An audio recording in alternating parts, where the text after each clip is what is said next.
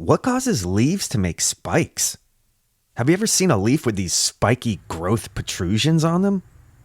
There's a cocoon on the other side of the leaf. Is that what made this, or is it just a coincidence?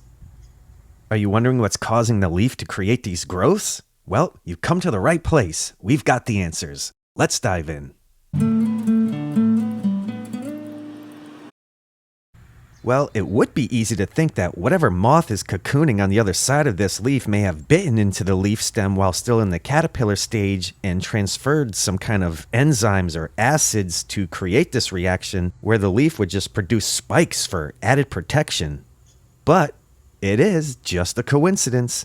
A moth nor a caterpillar caused this to happen. It was created by a gall mite. These pictures we are looking at were created by the red nail gall mite, sometimes referred to as the lime nail gall mite. These red nail and lime nail gall mites are found all over the globe and cause the elongated red, spindle-shaped growths on the upper surface of leaves. Certain insects, wasps, and mites can cause galls to form on leaves and in trees. I've already done a video on oak galls and the oak gall wasp. I'll leave a link to that video below. But these galls are being formed by mites. These insects and mites are introducing a compound to the plant or leaf tissue when they're feeding, when they're drinking sap from the lower leaf epidermis. These compounds mimic plant growth hormones and begin to stimulate the abnormal growth of plant tissue, which results in these galls to form.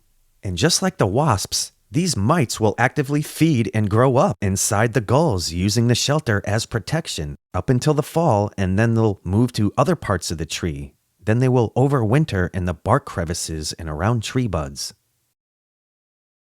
Gall mites are just so small they can't really be seen clearly with the naked eye. You'd want to use a microscope. Here's what they would look like. But because they're so small, identification and research of them is a little more difficult, and the results of the findings are more tentative. There's a lot of room for research, so if this topic interests you, you could probably be the first to make observations and further accomplishments within this field. In late spring through summer is when the insects become most active and lay eggs, and when most all the different types of galls are going to be formed. And now, at the beginning of fall, we're starting to find all the evidence of them as they fall to the ground when the trees are shedding their leaves. These galls are usually yellow-green or reddish in color. But you can also keep in mind, galls aren't bad. These chemically induced plant tissue distortions and deformations don't negatively impact the health of their host trees or plants or leaves in any way. So again, we're looking at pictures here of galls on leaves created by the red nail gall mite. Galls can be solitary or clumped along the center vein or mid vein of leaves or all around the leaf. But it's not just the red nail gall mite that does these. And they're not the mites that cause this on this particular leaf.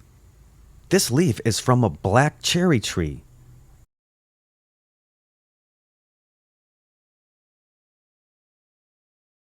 They have their own gall mites.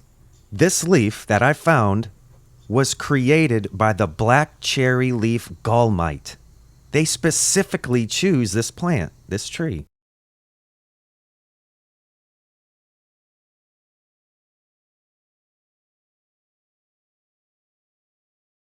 And to help further educate, here are some other species of gall mites to be on the lookout for.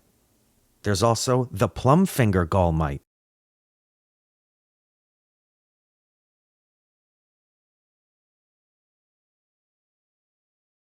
The Lacebark gall mite.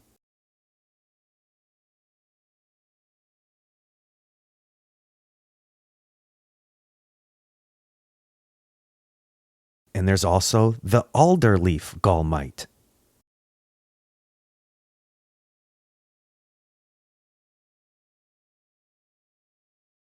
Well, thank you for watching, and as always, I'll see you in the woods.